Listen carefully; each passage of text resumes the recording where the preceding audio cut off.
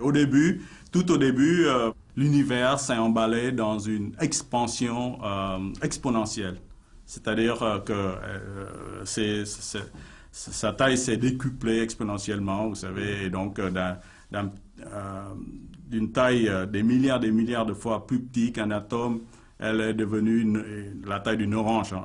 Et cette orange avait une densité et une chaleur inimaginables, en Tout à fait. fait. L'univers avait 10 puissance 32 degrés.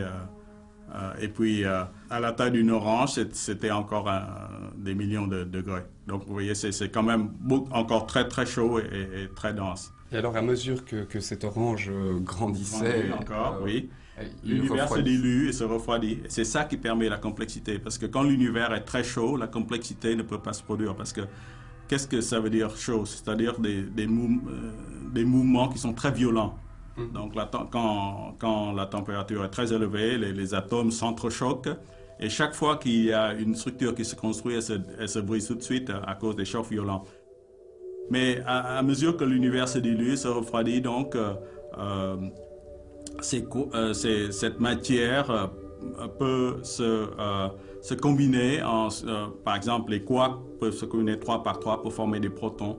Donc il y aura des protons, des antiprotons, des électrons, des anti-électrons, etc. Donc ça donne naissance à la matière, finalement, telle Oui, qu'on la connaît. c'est ça.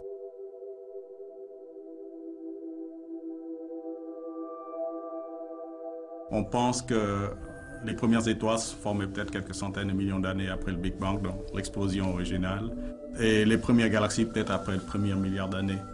Et pour l'instant, les télescopes peuvent remonter peut-être jusqu'à 2 milliards d'années après le Big Bang. Parce que le Big Bang se produit il y a 14 milliards d'années. Et les télescopes, bien sûr, deviennent de plus en plus grands. Et en devenant de plus en plus grands, on voit de plus en plus loin. Donc c'est comme ça qu'on remonte le temps. En fait, les télescopes sont vraiment des machines à remonter le temps. Et c'est comment on reconstruit l'histoire de l'univers comme ça.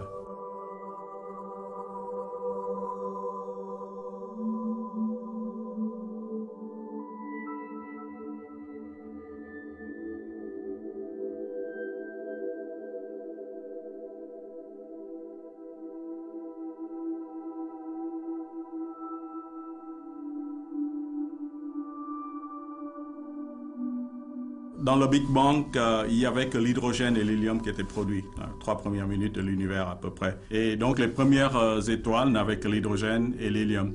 Et en fait, tous les éléments lourds dont nous sommes faits, dont la vie est faite, qui permet la complexité qu'on voit autour de nous maintenant, ont été faits plus tard par la chimie nucléaire des étoiles massives en fait.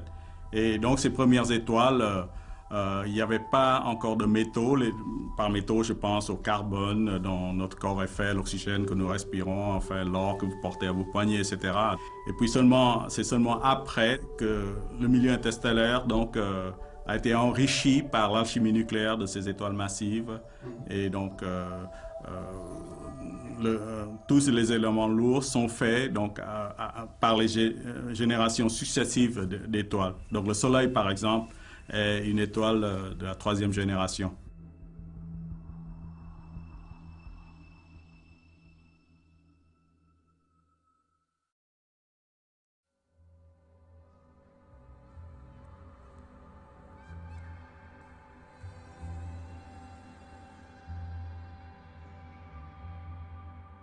Finalement, toutes ces étoiles massives ont fini par exploser. Ça a Tout à dû fait. être l'apocalypse. Enfin, Oui, ce sont des grandes, violentes explosions. Donc, pendant quelques secondes, la brillance d'une étoile massive comme ça atteint la brillance d'une galaxie entière. Vous avez 100 milliards de soleils. Donc, c'est vraiment très, très, très brillant.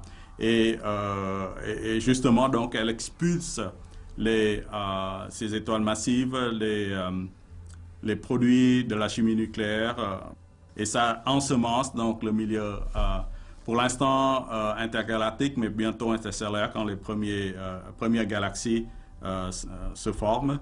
Et puis, ce milieu interstellaire s'effondre à son tour sous l'effet de la gravité pour former une deuxième génération d'étoiles qui poursuit donc une alchimie nucléaire. Elle explose de nouveau, enrichissent le milieu interstellaire et 3e génération, etc. c'est un constant cycle de vie et de mort. Les étoiles vivent, naissent, vivent et meurent sur des cycles de millions, voire de milliards d'années, comparé bien sûr à une vie humaine qui ne dure que 100 années. Mais donc dans ces supernovas, on a aussi de la matière qui est expulsée. Oui, ce sont des flux de gaz donc enrichis par ces minéraux qui sont donc expulsés à des dizaines de kilomètres par seconde dans le milieu interstellaire.